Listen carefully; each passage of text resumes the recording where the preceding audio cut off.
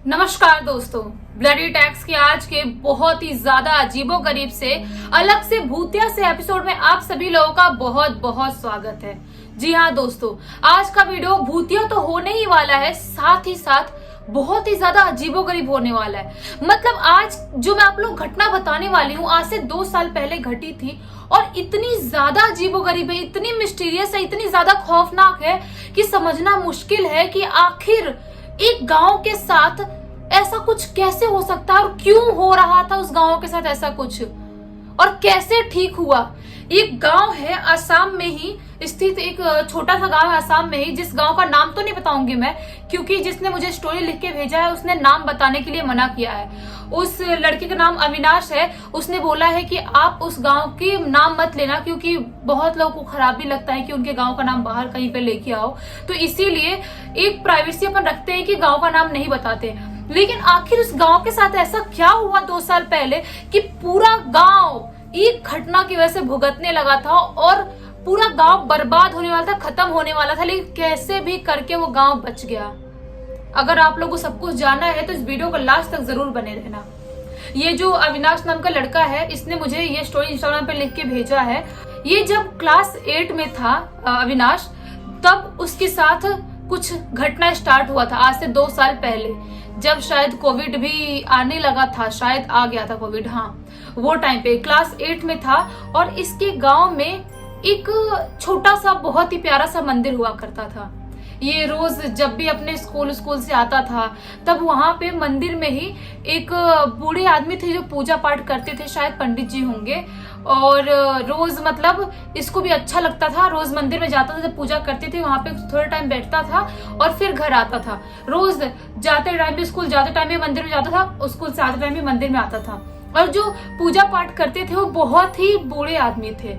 उनको अविनाश दादाजी बोलता था, मतलब उनकी बहुत ज्यादा इज्जत करता था, दादाजी दादाजी हर टाइम करता था। और वो भी अविनाश को बहुत ही ज्यादा प्यार करते थे। वैसे तो गांव के और भी बच्चों को प्यार करते थे, लेकिन अविनाश से एक अलग अटैचमेंट थी, मतलब उससे एक अपने बच्चे जैसा प्यार करते थे उसको। और जब भी कभी वो मंदिर में पूजा नहीं कर पाते थे, कोई रीजन से कहीं बाहर चले जाते थे गांव से बाहर, तो वो जो भी मंदिर का भार है अविनाश के ऊपर सौंप के चले जाते हैं। बोलते थे कि इस मंदिर में जितने दिन मैं नहीं आऊंगा उतने दिन तुम पूजा करना। तो अविनाश भी खुश रहता था, सोचता था वाह यार मैं पूजा करूंगा। उसको पूजा पाठ करना पसंद था तो वो भी पूजा पाठ कर लिया करता था। ये सब कुछ तो 2 साल पहले अच्छे से चल रहा था। एक दिन क्या होता है, अविनाश अपने स्कूल से आ रहा था। स्कूल से आते टाइम उसके गांव से पहले एक बांस होता है ना जो बम्बू, उसका एक बगीचा पड़ता है।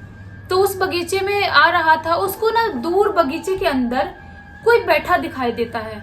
वो सोचता है कि ये आदमी मुझे थोड़ा थोड़ा देखा देखा तो लग रहा है, मैं जाके देखता हूँ करीब से कि ये इंसान जो बैठा है वो है कौन। और अपने दोस्तों को बोलता है तुम लोग यहीं पे रुकना, मैं अभी देख के आ रहा हूँ, वहां पे मुझे बम्बू वाले बगीचे में कोई मुझे दिखाई दे रहा है। अविनाश जाता है बम्बू वाले बगीचे में, देखता है तो देख के शॉक्ड हो जाता है, क्योंकि दिन के दोपहर के टाइम में जो पंडित जी थे, जो जिनको दादाजी बोलता था, उस मंदिर में पूजा करवाते थे, वो दादाजी उस बगीचे में बैठे हुए थे अजीबोगरीब तरीके से। और कोई बहुत ही गंदा सा अजीब सा देखने वाला, मतलब अजीब सा दिखने वाला इंसान, जो ना ही ढंग से इंसान दिख रहा था ना ही जानवर दिख रहा था, उससे पता नहीं क्या इशारे इशारे में बात कर रहे थे। मतलब दिन के दोपहर में अविनाश को बिल्कुल भी समझ में नहीं आता है कि ये क्या है। अब 8th में पढ़ने वाला तो बच्चा ही तो है, अभी इतना बड़ा भी नहीं है कि वो कुछ समझ पाए। वो बहुत डर जाता है, वो ना बहुत कांपने लगता है कि ऐसा दिखने वाला कौन इंसान हो सकता है जिससे दादाजी बात कर रहे हैं। और दादाजी की शक्ल भी कुछ अजीब सी डरी सी, थोड़ी सी मिक्स अजीब सी दिख रही थी। और इशारे इशारे में पता नहीं क्यों बात कर रहे थे, कैसे बात कर रहे थे, उसको कुछ भी समझ में नहीं आता है। वो पूरा पसीना पसीना हो जाता है, उसको ऐसा लगता है मैं अब चक्कर आके गिर ही जाऊंगा। उसने जो दृश्य देखा था वो नॉर्मल नहीं था। मान लो आप ही किसी इंसान को देखते हो जो बहुत ही अजीबोगरीब दिखाई दे रहा है, जो इंसान की तरह दिखाई नहीं दे रहा, लेकिन तो भी इंसान ही है एक तरीके से देखा जाए तो। मैं आपको कैसे समझाऊं, वैसा उसके साथ हुआ। अभी वो बहुत ज्यादा डर गया था, सोचा था मैं जाके पूछूं क्या दादाजी से कौन है ये। अभी डरा सा वहां पे देख ही रहा था। उसका एक दोस्त जो उधर वेट कर रहा, जिसको रोक के आया था, आता है, अविनाश से पूछता है कि क्या हुआ भाई, क्या देख रहा है तू यहाँ पे खड़े होके। तो अविनाश बोलता है वो देखना बम्बू के खेत में दादाजी बैठ के क्या कर रहे हैं, वो किससे बात कर रहे हैं। तो जो लड़का था वो बोलता है कि दादाजी तो दिखाई दे रहे हैं लेकिन कि कोई और तो दिखाई नहीं दे रहा जिससे बात कर रहे हैं वो। तो ये जो था अविनाश के लिए बहुत शॉकिंग था, क्योंकि जब वापस से उसने देखा तो वहां पे जो अजीबोगरीब दिखने वाला जो भी बोले इंसान या जानवर या जो भी भूत प्रेत या क्या था वो नहीं था, वहां पे गायब हो चुका था। ये जो आज का दिन था अविनाश के लिए बहुत ही ज्यादा अजीबोगरीब था। वो घर पे जाता है, खाना वाना खाता है, सो जाता है। उसके बाद दूसरी सुबह उसके घर पे दादाजी की वाइफ, मतलब जो दादी लगती थी, जिनको दादी बोलता था ये, वो आती है जोर जोर से चिल्लाते हुए। ये सुबह सुबह सो ही रहा था, अभी उठता है तो पूछता है क्या हुआ दादी। वो जो दादी थी वो इसके पापा मम्मी से बात कर रही थी, पूछ रही थी कि क्या आपने मेरे पति को देखा है, वो दिख नहीं रहे मुझे, कल शाम से ही नहीं दिख रहे मुझे, कहाँ है मुझे समझ में नहीं आ रहा है। तो इसके घर वाले बोलते हैं नहीं हमने भी तो नहीं देखा है कल शाम से, कि कहाँ, हमको कहीं गाँव में दिखाई भी नहीं दिए। तो वो जो दादी थी अविनाश से पूछती कि क्या तुमने देखा है बेटा, वो तुम्हारे साथ उनकी बहुत अच्छी बॉन्डिंग थी, वो कल शाम से दिखाई नहीं दे रहे, कहीं मिल नहीं रहे हैं, घर पे नहीं आए, मैं बहुत परेशान हूँ, जोर जोर से रो रही थी जो दादी थी वो। तो अविनाश बोलता है नहीं अभी कुछ बोल ही रहा हो, सोचता कि बोलूं कि नहीं बोलूं, वो कहीं झगड़ा वगड़ा तो नहीं हुआ था जो जाके वहां पे बैठे थे बम्बू के खेत में। तो पूछता अविनाश दादी से कि आप दोनों की कुछ लड़ाई हुई थी क्या। तो दादी बताती है कि नहीं ऐसी कोई लड़ाई तो नहीं हुई थी हमारी, हमने बहुत टाइम से कुछ लड़ाई नहीं हुआ था, 2-3 महीने पहले जो लड़ाई हुई होगी कुछ हुई होगी, अभी रिसेंटली कभी हमारा ऐसा कुछ भी नहीं हुआ। तो अविनाश सोचता है मैं बताऊं नहीं बताऊं, ऑलरेडी डरी हुई है, अगर मैं उनको बताता हूँ कि अजीबोगरीब दिखने वाले चीज से वो बात कर रहे थे वहां पे बम्बू वाले बगीचे में, तो डर जाएंगे। तो कुछ नहीं बोलता है। अभी दादाजी को ढूंढने लगते हैं ये लोग, पूरे गांव में ढूंढते हैं, गांव के बाहर ढूंढते हैं, पूरे गांव वाले मिलकर ढूंढते हैं, वो कहीं पर भी नहीं मिलते हैं। इनके घूमने के आई थिंक 1 हफ्ते बाद तक वो कहीं से नहीं मिलते हैं। लेकिन 1 हफ्ते बाद अविनाश को एक सपना आता है। उसको सपने में दिखाई देता है कि दादाजी हैं, मेरे घर के बाहर बैठे हैं, और वो अजीबोगरीब जो दिखाई दे रहा था, जो भी था, वो इंसान थे या जो भी था, वो उनको बार बार बोल रहा है कि मैं तुम्हें लेके जाऊंगा, मैं तुम्हें यहाँ से लेके जाऊंगा, मैं इस गांव को बर्बाद कर दूंगा।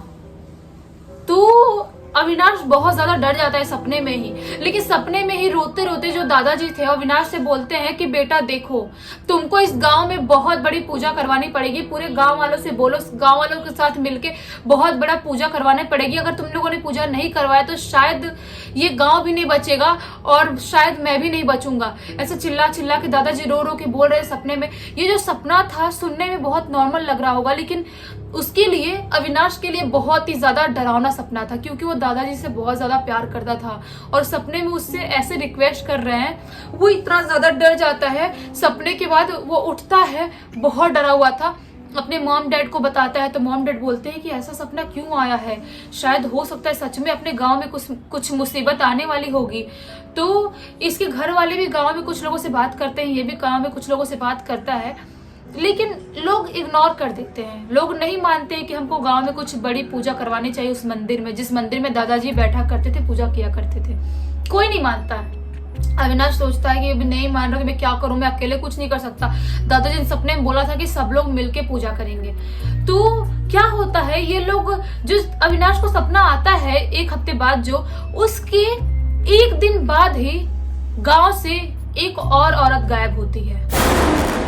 ये सबके लिए बहुत ज्यादा शॉकिंग था, बहुत ही ज्यादा शॉकिंग था, क्योंकि जब उसका पति बताता है, जो औरत गायब होती है, उस औरत की एक बेटी थी और उसका एक पति था। वो बताता है कि रात में मैं सो रहा था और औरत अचानक से चिल्ला चिल्ला के बोलने लगती है कि मुझे कोई बुला रहा है, मुझे अभी जाना पड़ेगा, मुझे कोई बुला रहा है, मैं नहीं गई तो वो हम सबको मार डालेगा, मुझे जाना ही पड़ेगा। तो उसके जो पति थे औरत के बोलते हैं, अरे कुछ नहीं हुआ, बुरा सपना हुआ, सो जा, ऐसा बोलते हैं, और वो नींद में थे, सो जाते हैं। लेकिन जब सुबह सुबह उस आदमी की आंख खुलती है, वो अपना ऐसी दौड़ने वोड़ने के लिए बाहर एक्सरसाइज के लिए जाते हैं। जब घर पे वापस आते हैं तो बेटी रोते रोते पूछती है, पापा मम्मी कहाँ है, मम्मी दिख नहीं रही है सुबह से। जो आदमी थे 5 बजे एक्सरसाइज के लिए गए थे बाहर दौड़ने के लिए। तो बोलते हैं कि कैसे नहीं दिख रहे, घर में ही होगी, कहीं ना कहीं होगी घर में, ऐसे कैसे नहीं दिख रही है। तो वो लड़की बताती कि नहीं पापा मम्मी कहीं नहीं है, मैंने पूरे घर में ढूंढ लिया, मैंने आजू बाजू पूछ लिया, मम्मी कहीं पर भी नहीं। बच्ची रोने लगती है। तो वो जो आदमी था अपनी औरत को पूरे गांव में ढूंढना स्टार्ट कर देता है, तो भी वो औरत कहीं उनको नहीं मिलती उस आदमी को। अविनाश को भी पता चलता है कि ये जो भी हो रहा है ये सही नहीं हो रहा है, क्योंकि मेरे सपने से कहीं ना कहीं कनेक्ट करती है इस चीज। क्योंकि दादाजी ने बोले थे गांव में पूजा नहीं करवाओगे तो गांव में धीरे धीरे बर्बादी चालू हो जाएगी और कुछ ना कुछ खराब होना यहाँ पे स्टार्ट हो ही जाएगा। तो अविनाश अभी क्या करे, अब कितना उनको बोले पूजा वूजा करवाने के लिए, लेकिन बहुत ढूंढते हैं, वो औरत नहीं मिलती है। उस औरत के गुम होने के 3-4 दिन बाद उसकी बेटी ऐसे खेलते खेलते बाहर ऐसे खेल रही थी, उनके घर के पीछे साइड ये कुआं है, वो कुएं में जाके देखती है तो उसकी मम्मी की लाश पड़ी हुई थी कुएं में। वो बच्ची बहुत ज्यादा डर जाती है, चिल्लाते हुए रोते हुए बाप के पास आती है, बताती है कि मम्मी वहां पे है, कुएं में गिरी हुई है मम्मी वहां पे। जब मम्मी को निकालते हैं उस कुएं से तो पता चलता है कि मम्मी तो अभी है ही नहीं, वो जा चुकी है, उनकी मृत्यु हो गई है। उसके बाद जब पूरा जांच वाच करवाते हैं, पता करते हैं, तो पता चलता है कि उनकी मृत्यु अभी से कुछ घंटे पहले ही हुई होगी। लेकिन उनको तो गुम हुए 3-4 दिन हो गए थे, तो आखिर 3-4 दिन थी तो थी कहाँ, जो गांव में नहीं थी, कहीं पर भी नहीं थी। तो 3-4 दिन बाद उनकी ऐसी बॉडी कैसे मिली कुएं से, और वो भी एकदम ताजा, जो आज ही उनकी मृत्यु हुई हो। किसी को कुछ भी समझ में नहीं आता है, लेकिन अविनाश वापस से सबको समझाने की कोशिश करता है और इस बार सब लोग समझने की कोशिश करने लगते हैं। क्योंकि जब ये सब कुछ हो रहा था उसी दौरान गांव में रात के 10 बजे के बाद कुछ अजीबोगरीब आवाजें आने स्टार्ट हो गई थी। रोज रात में कुछ ना किसी के बहुत कराहने की, रोने की, ऐसा होता कोई जानवर बहुत दर्द में रो रहा है या इंसान है, पता नहीं, अजीब सी मिक्स आवाज रोज उस रात में आने लगी थी। लेकिन लोग इग्नोर कर रहे थे, लोगों को लग रहा था कोई जानवर भटक के हमारे गांव में आ गया होगा, कोई अलग टाइप का पक्षी आ गया होगा जिसकी आवाज ऐसी आ रही है। लेकिन जब ये 2 कांड गांव में होता है तब गांव वालों की आंख खुलती और समझ में आता है कि नहीं, कोई जानवर की आवाज हमारे गांव से इतने दिनों से नहीं आ रही जब से दादाजी गायब हुए हैं। और हमारे गांव में जो मनहूसियत लगी हुई है, लोग बीमार पड़ रहे हैं, वो ऐसे ही नहीं पड़ रहे हैं, कुछ ना कुछ कनेक्शन है दादाजी के जाने से है। और जो अविनाश ने देखा था, जिस इंसान को या आत्मा को जिसको भी देखा था अपने सपने में और बाहर बम्बू खेत में, उन सबका कुछ ना कुछ कनेक्शन है। गांव वाले सब इकट्ठे होते हैं, बातचीत करते हैं, उसके बाद उस गांव के उसी मंदिर में बहुत बड़ा पूजा पाठ करवाते हैं। पूजा पाठ करवाने के बाद उस गांव में सब कुछ धीरे धीरे धीरे करके नॉर्मल होता है।